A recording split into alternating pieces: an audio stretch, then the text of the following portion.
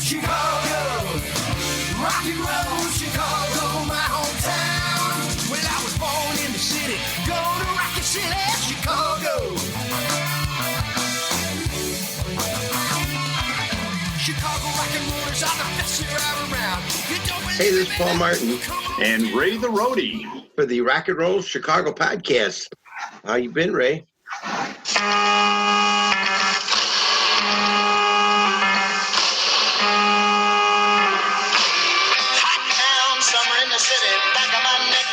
Yeah, it says summer anymore, though. Oh, yeah, you're right. It's fall, isn't it? It's fall now, yeah. Oh, now I should go listen to some fall music, some autumnal melodies. Now, is that a hint of who we've got today? It sure is. And who might that be? We're speaking with Mike Arturi of the Lovin Spoonful, the current drummer of that group. Yeah, he's been with them since 1996 and been playing drums with them, and he's a Chicago boy. He's a Chicago boy, western suburbs, born and raised. Currently residing in Red Wing, Minnesota, yes, home of the Red Wing Shoes. Is it? Not the Detroit Red Wings, but Red Wing Shoes. Yeah, no, I wouldn't think it'd be Detroit Red Wings, but no, I don't want to confuse you. Unless they moved, I don't know. They could. That's possible with this COVID thing. Maybe they said, "Heck with Detroit, we're going to Red Wing." Yeah, it could be. That could be a possibility. Well, Mike's got a lot of things going on. He's the director and the founder of Universal Music Center. He's got Turnaround Art School from the Kennedy Center. He's just got a lot of things going on. And very busy man. Yes, he is. But we also want to mention that we have a sponsor now. We have a new sponsor. We do. Yes, GHS Strings and Musical Products from Battle Creek, Michigan. They're now our sponsor, and we're proud to have them aboard. Yes, we are. Thank you, GHS Strings. This is Paul Martin and Ray the Roadie, and we're here to talk to you about GHS Strings.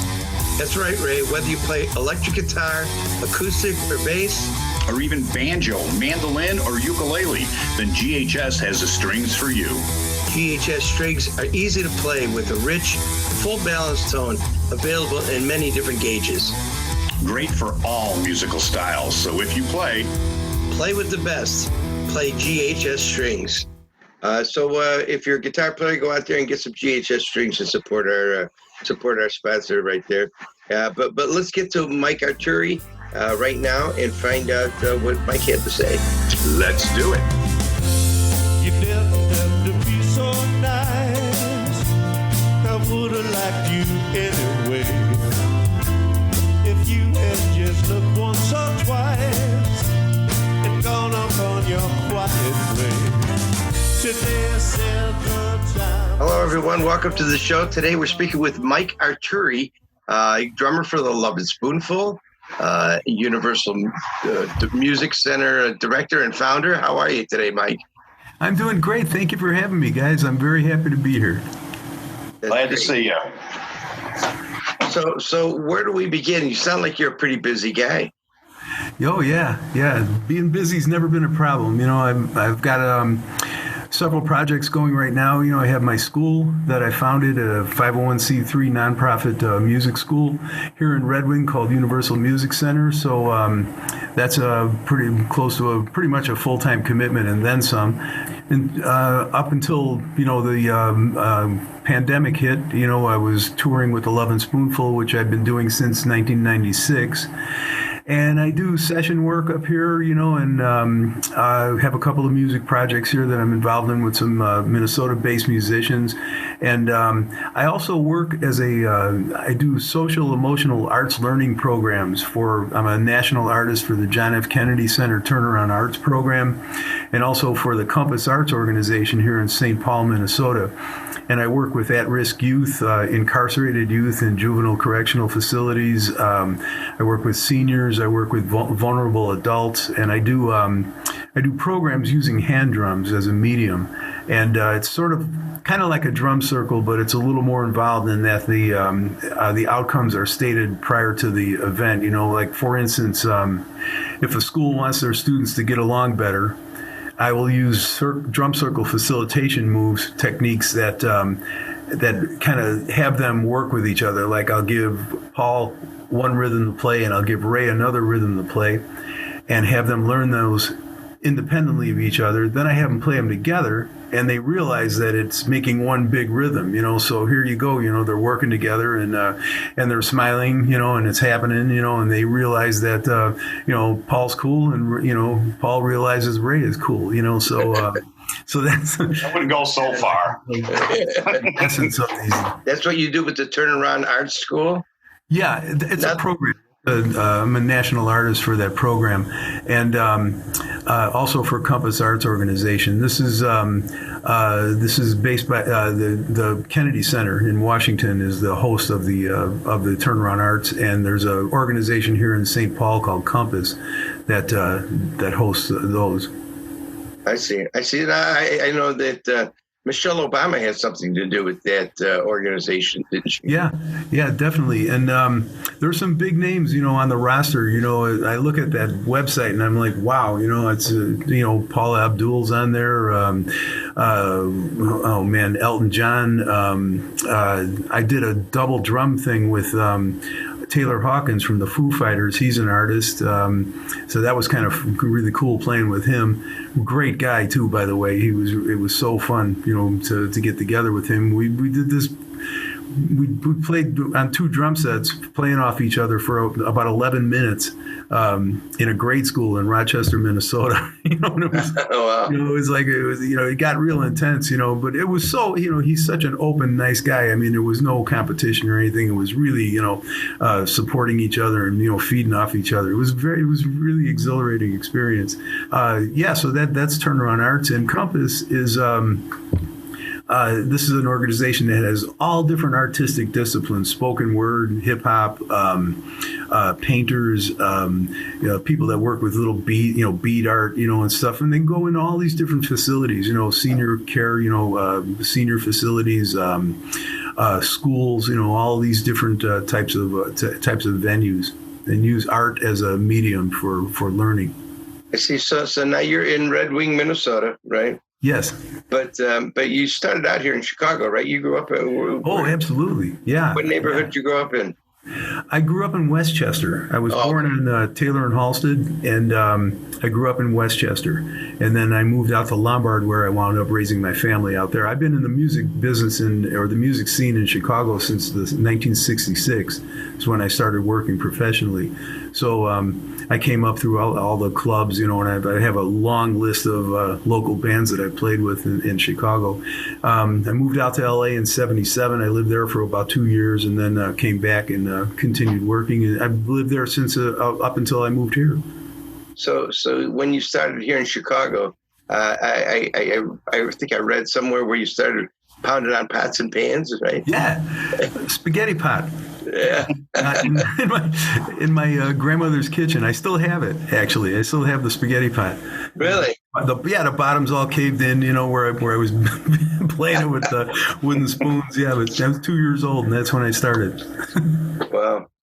So then, did you take drum lessons then as you grew older? Or how did it progress? In the very beginning, when I was like 5 and 6, 7 years old, something like that, I was taking lessons, and back then it was, I took lessons from a guy named Hal Dean in Westchester, and, you'd go to his house and go in the basement and he'd show you the rudiments and stuff. And so I was doing that, and he was slowly getting me on the drum set. And then the Beatles came out, and it was all just about bands then, so at that point I stopped the drum lessons. And actually, no, I went even further. I studied with another guy named Randy Shostak, and with him I played in the band at St. Joseph High School, and played at Proviso West High School, in those bands. And then by then, bands, then I started working actually in actual working bands, so I kind of left the formal education end of it then. But what happened with me is at that point, I got in this band in Berwyn, that was a working band. I was 15 years old and these guys were 21, 22, and they were working. And you guys remember in those days, there were all kinds of rooms. I mean, every place had a band, So we were playing all over the place, doing 5-nighters. I was, I'd get home at 2 in the morning or 3 in the morning and be in high school, at 7, sleeping on my desk, and but playing, but at one point I realized that if I was really going to do this, I really had to learn my craft. So at that point, this was about 1970 or 71, I went to Triton College and joined this program with a guy named Shelley Elias. And Shelley completely changed my life. I mean, everything changed after meeting him. He was Petula Clark's drummer when she first came here from England. And he got off the road with her and got himself, he was like, why am I touring? There's work in Chicago. I don't have to be on the road. So as a married man, he went back to school, got a master's degree, and started teaching on the college level. And in the meantime, he had the house gig at the Empire Room in the Palmer House. He was writing jingles. I mean, this guy was amazing, and he could do anything. And he taught me, he was the guy, that you got to go learn sight singing and ear training. You got to learn how to play the piano. You got to go learn music theory, much more than just drumming.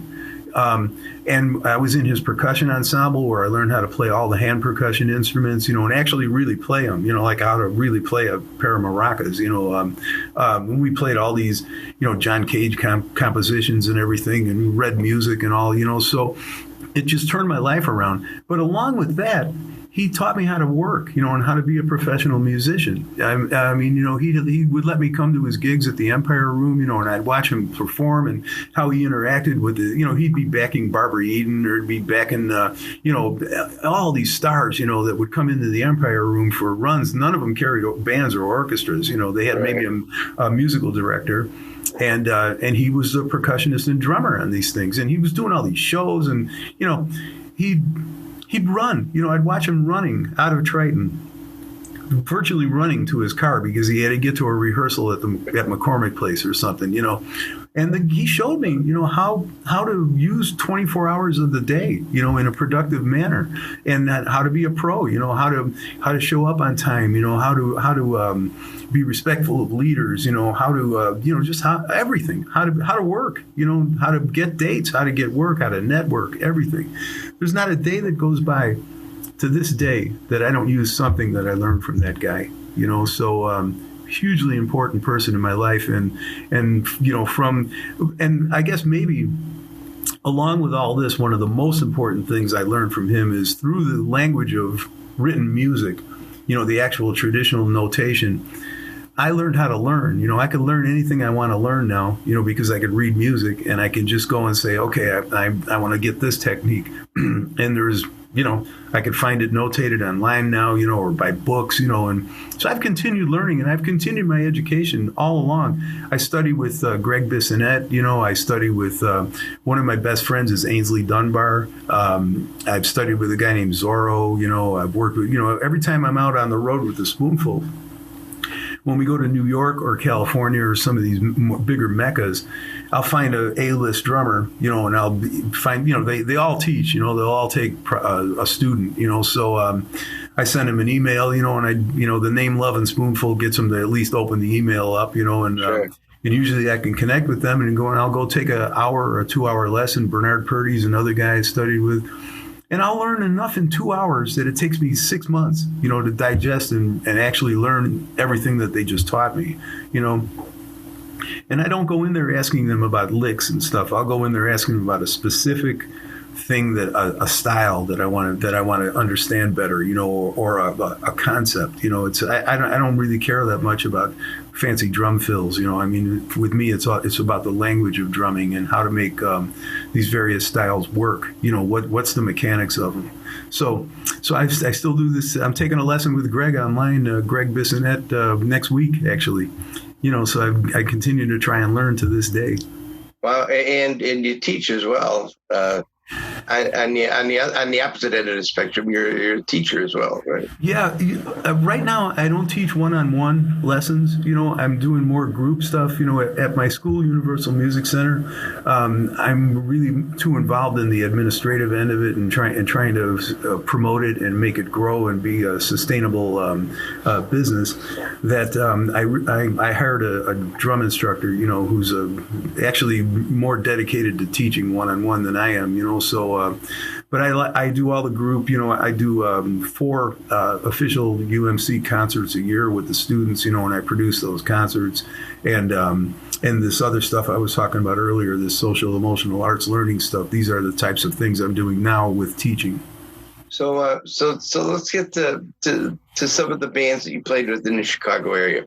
Since this is the Rock and Roll Chicago podcast, we'll talk a little bit about some of your Chicago connections. Oh, I'm happy to. The first notable one was a band called Joshua Tree.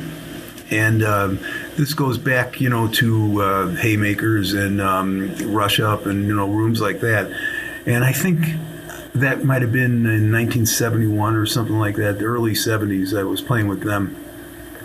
From there, I moved to Los Angeles, and in LA, I played with Robbie Krieger from The Doors, and I did a lot of session work at the record plant and at Warner Brothers, and I did a bunch of projects, songwriter projects in LA. Then I came back to Chicago, and I started working with Nancy Davis, who went on to become the lead singer in Tough Love and Bitch. In these days, though, she was a lounge singer, right? And we used to do like the Holiday Inns and the Sheratons and all that. And, we'd sit in, the Sheraton downtown for 4 months working 6 nights a week, and then we move over to Arlington Heights and do 3 months there. She was great. She could sing anything. And I was the one that prompted her to sing rock and roll, because I said, man, you could really, she had a groove, she had a feel, a groove, and next thing I know, she's singing with Tough Love, which was Bitch at the time, Right. So, but from her, I got the job with the Rick Saucedo show. And this was when Rick was in his prime. I caught about the last year of his heyday. So I got on that band, and it was just fantastic. I mean, he was packing places. I mean, that guy, we would sit in the Field Supper Club, and play 6 nights a week for 6 weeks in a row and sell out Tuesday nights and stuff, And he would have, they would rent halls, they used to rent this place called the Four Torches on 53 in Lake Street. And, this is a banquet hall, and he'd sell the thing out, and we went to New York. We played the Paramount Theater in New York. We used to play in Cincinnati, all these places all over the country. It was tremendous. It was really a great experience, a great band, and that guy was 100% on every night. I mean, he was tremendous. He still is. I know Rick quite well. And do you really? And he still is. He still draws a crowd too. I think he's the best. I think he's the best one out there. He was the first among the first, anyway. Oh yeah. And what a singer too. You take away the jumpsuit, and the Elvis act, and man, I mean, you got a guy that can sing his butt off. Right. So yeah, and he was a good frontman too. What was the name of the band? Was it the Ambassadors or something? Yeah, the Fabulous Ambassadors. Right. Okay. Yeah. I've worked with Rick. I was the house sound guy at the Blue Chip Casino in Michigan City, Indiana, for many years. Yeah. And I worked with him there on a regular basis, at least once a month. Sure. Yeah. Oh yeah, he's great. So from there though. I got the Jade 50s at the time approached me about playing with them, and Rick Joe Cantafio, yeah. Rick's dates were starting to, they weren't dwindling, by any means, but it was getting less and less. We were having gaps. When I joined, there was no thought of where we're playing next week. We're working. Right. So it started to get a little more sporadic, and then those were the good old days, weren't they? Oh man, how about it? Yeah. I tell you that nobody understands it today. Nobody understands a 5-nighter or a 6-nighter. Right. But then I went to work with Joe in Jade and learned about 7-nighters. That guy worked like all the time, man. He was just, I love him. He's one of my closest friends. We were friends to this day. When I first got in that band, man, it was just on fire. It was like the end of that era where the drinking age was 19. They were hanging off the rafters, and we worked. I did one time. We played 48 nights in a row, 48 dates in a row without a day off. And some of those days had like 2 and 3 gigs on them. It was summertime, so he'd have like 2 festivals booked and a club at night, and he found Monday nights, and Sunday afternoons, and it just worked, Yeah. And it was great, he was, a fellow Italian, all those guys were Italian, and so it was like a Sunday at my parents' house, the whole thing.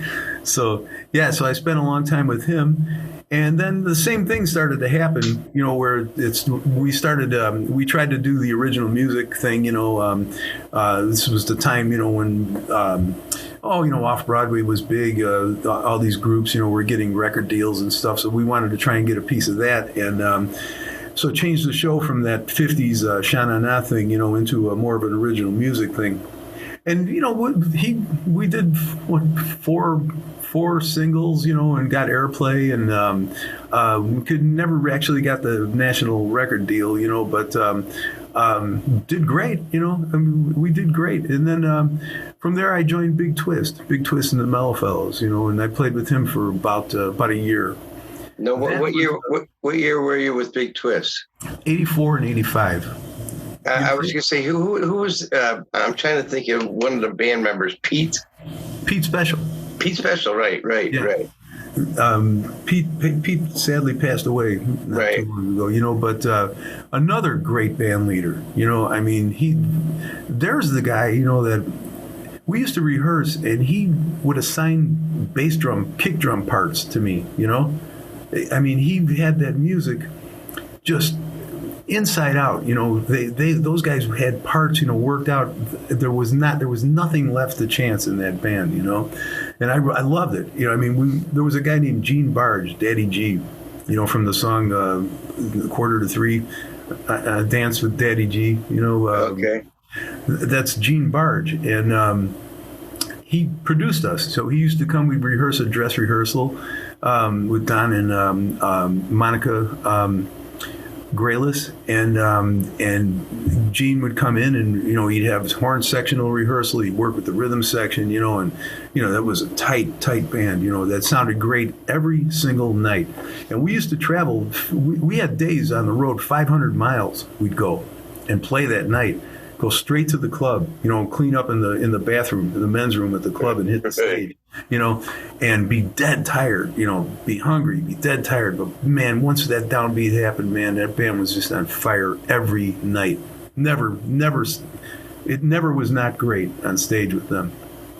Now, was it they do all original music, or was it? No. There was only a few originals actually, okay. And the rest were rhythm and blues staples, like standard rhythm and blues stuff with their own take on them. Twist was an energy force of his own, and a very, just a super talented guy, I remember doing a show once with Big Twist. I played in Dancing Noodles, and I know we shared a dressing room with Big Twist at one point somewhere along the way. So you may have been there then. I don't recall. That's why I asked you what year it was, because it had to be 84, 85, something like that. I'm thinking, It's a unique experience sharing a dressing room with that band. Yeah.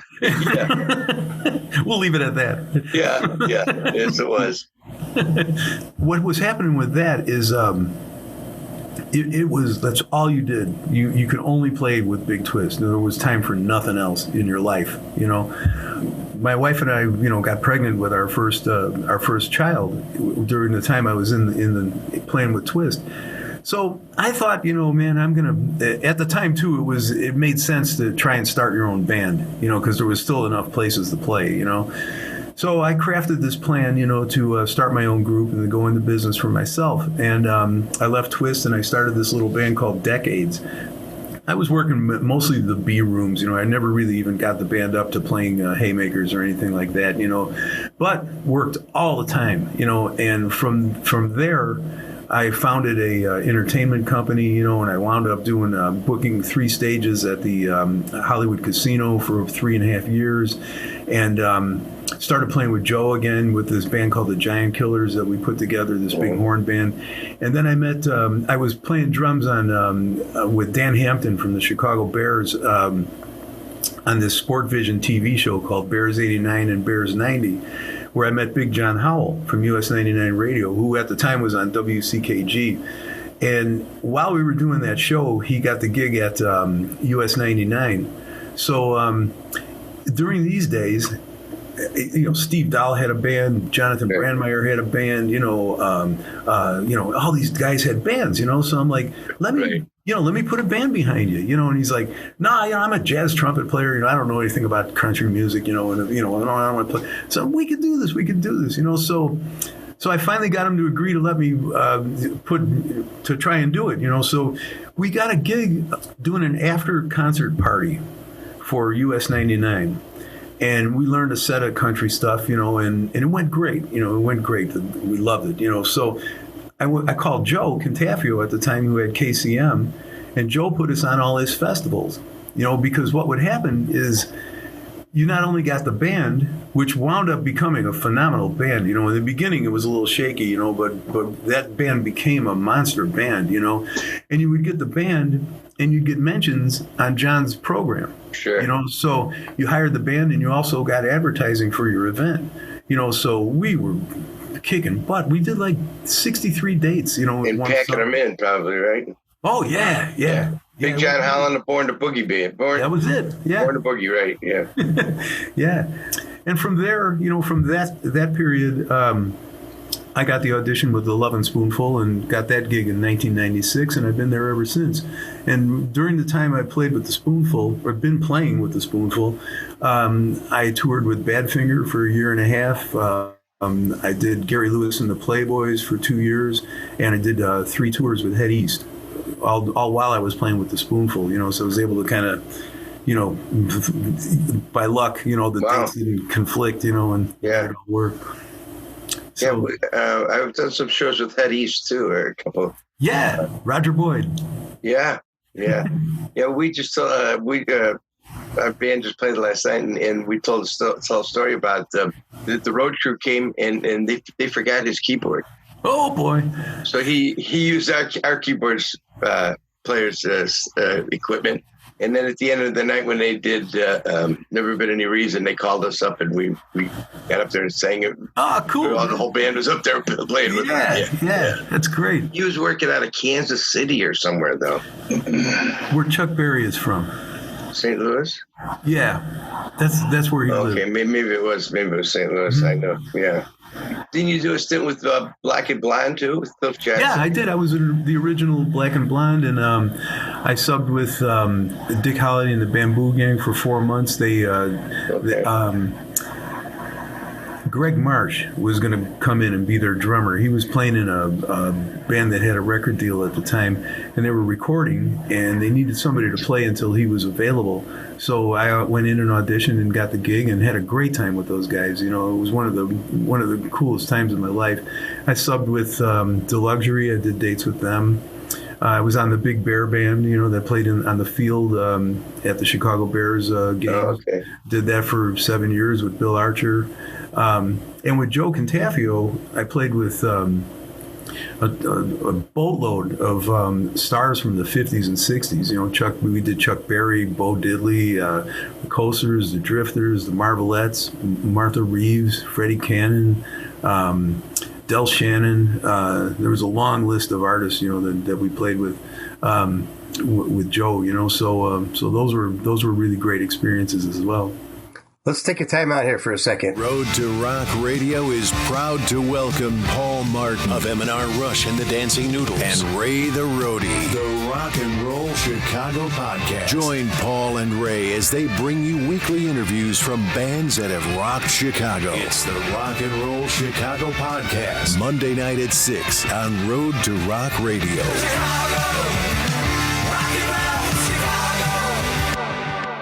Now, when Spoonful was inducted, you got to play, obviously, right? No, they used the 4 original guys who were still alive, and so they pulled the 4 original guys together, and that's the only time they played together since they broke up in the 60s. They did a little thing in the 80s with they played on this movie called One Trick Pony, I think it was called. Oh yeah. And, they did the soundtrack for that. They reunited for that. But John has been a solo artist since the 60s, and Zalyanovsky had a real successful restaurant in Kitchener, Ontario, I think, in Canada. He's from Canada. Yeah. He had this restaurant called Chez Piggy, and he was doing great, with the restaurant, so he wasn't interested in playing, but when I first joined, it was Joe Butler, who was the original drummer, who's up front singing, phenomenal singer, sings all those songs. He's almost 80 years old. He sings all those songs in the original keys still. And that's great. He's a killer every night, great performer. Steve Boone, original bass player, one of the most unique bass players I ever played with in my life. And then Jerry Yesser was in the group, and Jerry replaced Zal in the original lineup. So that's the Spoonful. And then we have a guitar player named Phil Smith out of Harrison, Arkansas. So how often is the band playing? Or not now with COVID, I know. We're playing. No, we're not playing at all. We had the whole year was canceled. We do have some dates booked starting. We have quite a few dates booked starting in April of next year. We don't know, what's going to happen, if they're going to come through or not, if it's going to be safe to work yet or not. The word from agencies and so forth is that larger venues are going to have trouble. They're going to be the last ones to come back on board, because of, if you think about just the economics of it, if you take a $15,000 band, and you have a 1,500 seat venue, and you can only use a third of the seats, the math just doesn't work anymore, so it's tough, so the next wave, the next focus is going to be smaller venues. And another problem with national acts is that airline is so expensive, so it's just, it's tight economically, to have a band like that, so you have to have a price tag of some sort, that you can afford to buy air, and get to the dates, and make it worthwhile. What kind of dates was the Lovin Spoonful doing before COVID struck? Theaters, showrooms and casinos, and package shows with other 60s artists. So all concert-based stuff, no corporate, very few festivals. How many shows a year would you be doing? We did about 30, we're doing about 30 dates a year, which doesn't sound like a lot, but if you consider any one of them takes up 3 days, you fly out the day before, play, and then fly home the next day, it's 90 days on the road, not a breakneck pace. It's certainly, I was able to get my school going, while I had all that happening, but it was enough, it was steady, and we're, no one is expecting to not get back together. We the band is still alive and kicking and ready to go. We just have to. Who were some of the bands, the 60s bands that you worked with, that you did shows with? All the bands from the 60s, the Turtles, Grassroots, Paul Revere and the Raiders, Felix Cavalier from the Rascals, who would be some of the others. We did a couple of tours with America, where we were the opening act for America. What else? All those groups, basically you name anybody that had a record, right. In the 60s, we played with them. We did 2 of those PBS fundraiser things, where I got to meet Michelle from Mamas and Papas and Spanky McFarlane from Spanky and Our Gang, and Denny Doherty. I met him. Got to meet a lot of people with them. It's been a great experience, and they're chomping at the bit to get back. I miss playing that stuff, and I miss them, and it's another family, that I've been fortunate enough to be a part of.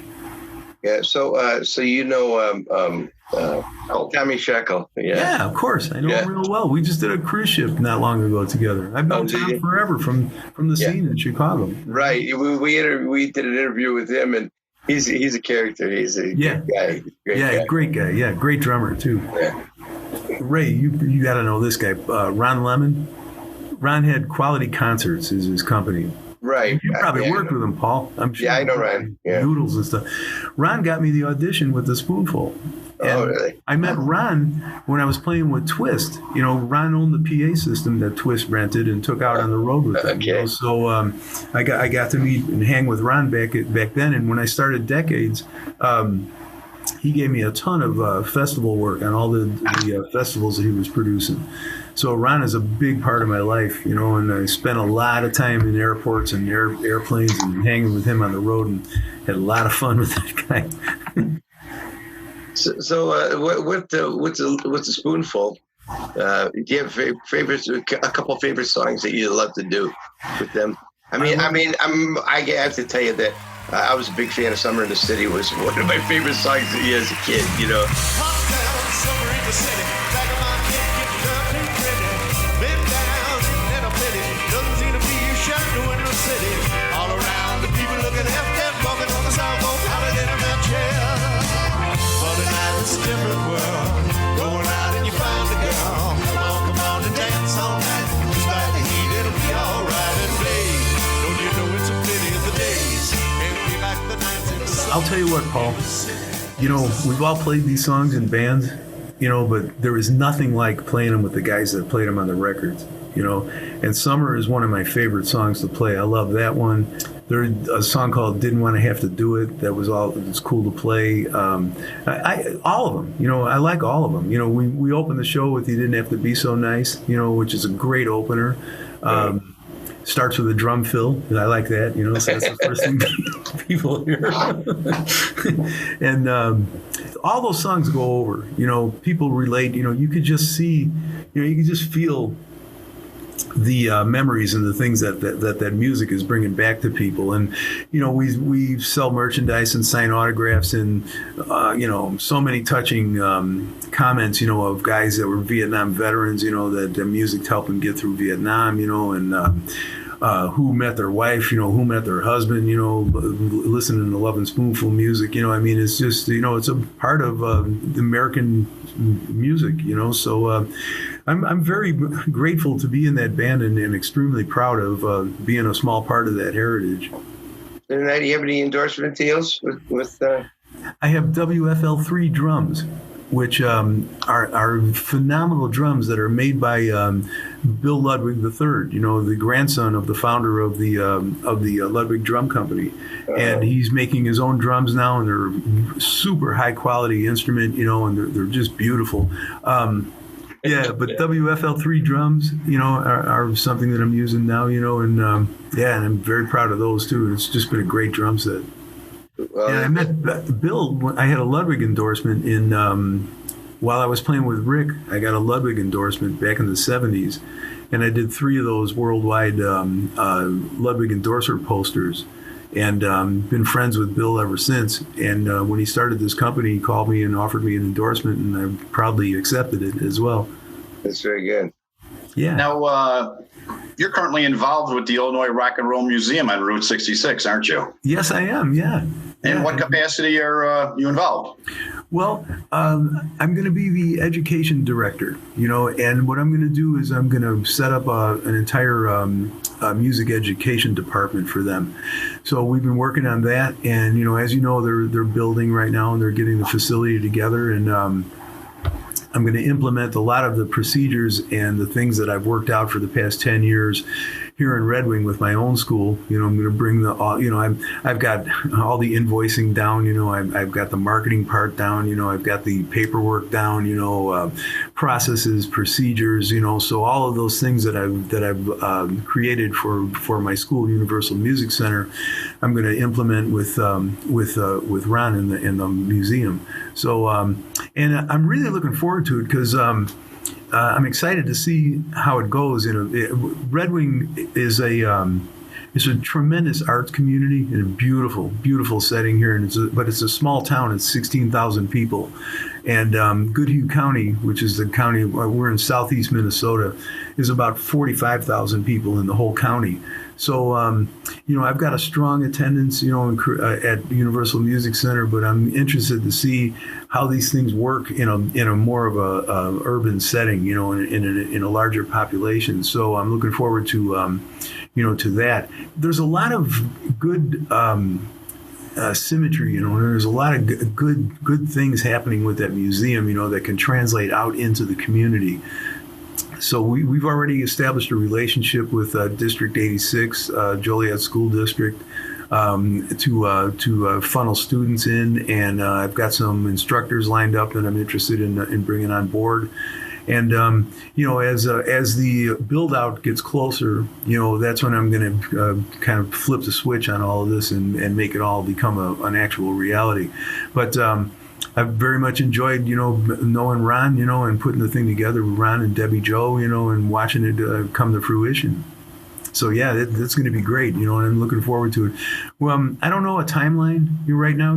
It's all based on the build out and them getting, all their permits together and everything, to allow people to come into the building on a regular basis. But I'm confident that as soon as that hits, there's going to be a great influx of students there. Well, good luck with that. I know Ryan's doing great things with the museum and hopes to get it up and running very soon. Yeah, he's got he's definitely got his heart in the right place, and he believes in it, and he's focused on doing good, and this is something I experienced here in Red Wing. I get a lot of support from the community because I'm truly and honestly focused on, a positive environment and doing something good and having an outlet for not only children, but people of all ages that are interested in learning to play music and kind of share that gift of music and the things that it'll do for you. It's a great positive thing to put out. When I was putting this thing together, UMC, I had to do a presentation to all the powers that be here in Red Wing.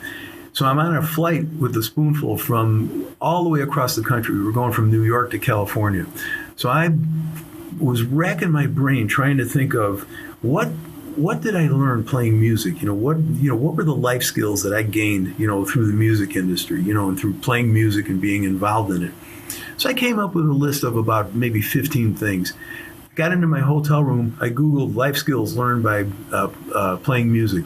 Every single thing that I thought about that I realized from my own regular natural experience with playing music was on all of these web pages, So this is all tried and true real stuff, that I didn't, it was verbiage that was verbatim of the things: self-confidence, people skills, using your creative mind, networking, all of these types of things were on that list. So these are the types of things that I've kind of based the experience and the learning process on. So I think it could be a great thing for the community in Joliet. Have you ever considered writing a book? I thought, it's a funny thing to think about. Before all of this changed with the pandemic, I was going to try and get into public speaking, and I put a public speaking presentation together. As I'm learning about the ins and outs of public speaking, they all say you need to write a book because a book makes you an expert in the eyes of the public speaking world. I know they were saying people had a book, that had blank pages and it's saying, what do you think about this? And that's their book. Write your thoughts down, So it's a funny thing to sit there and think of writing. I'm like, who cares about my life. You know what I mean? What do I? I don't have Right. gold records or platinum albums I can tell people about. But if you think about it, everybody's got a story.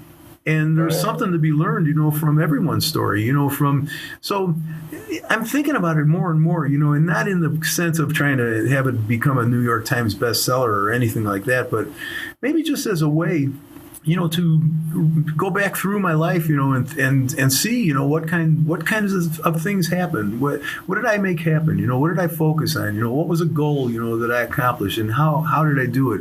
And maybe someone can gain from that. Maybe it's close enough to resonate with somebody that's the part I wasn't thinking about. That's the thing I should think about and do.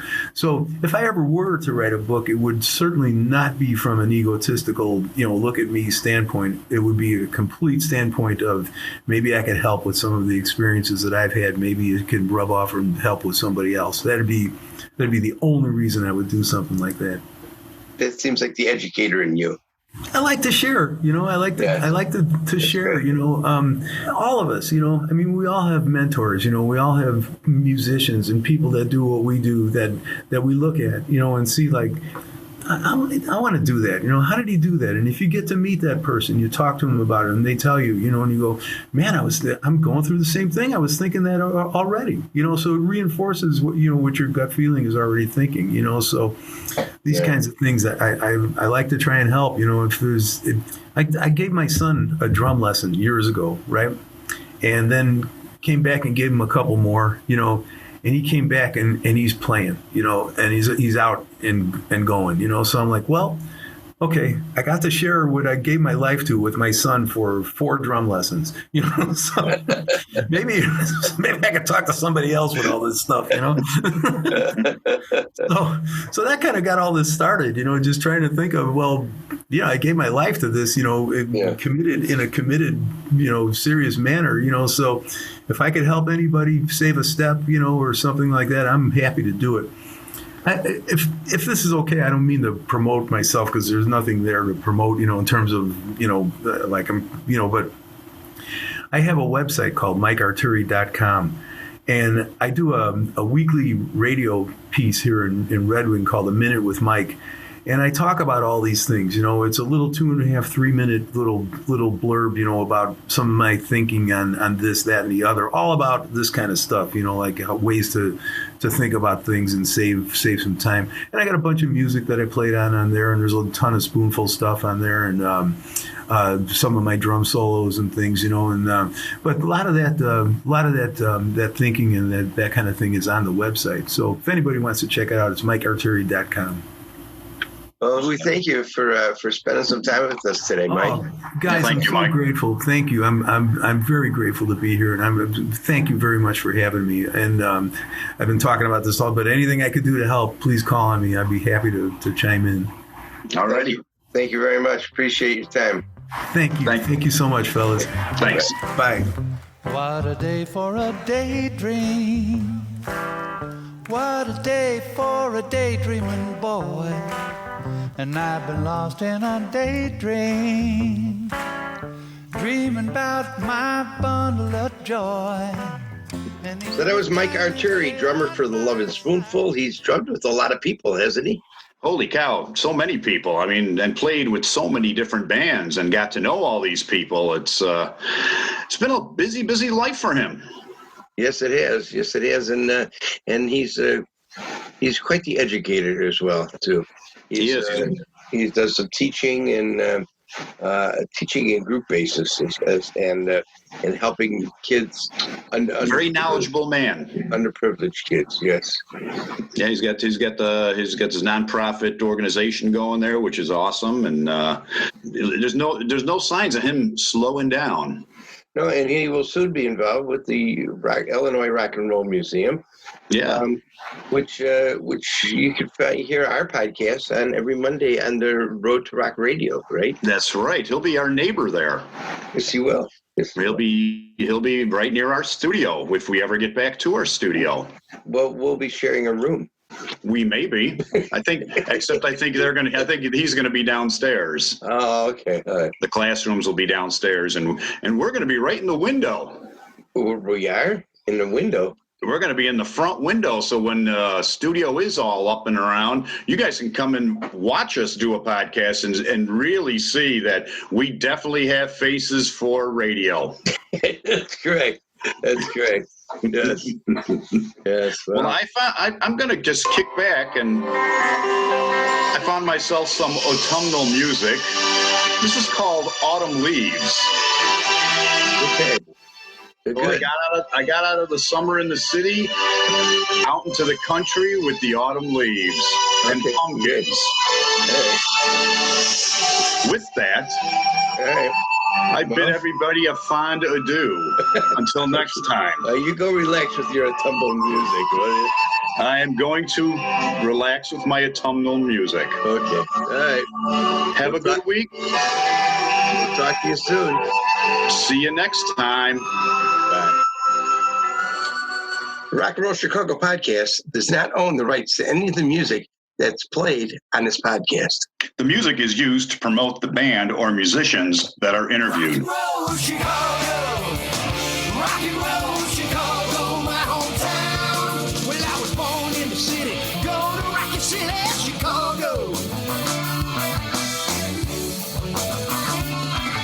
Chicago rock and rollers are the best you're ever around. You don't believe me, baby? Well, come on.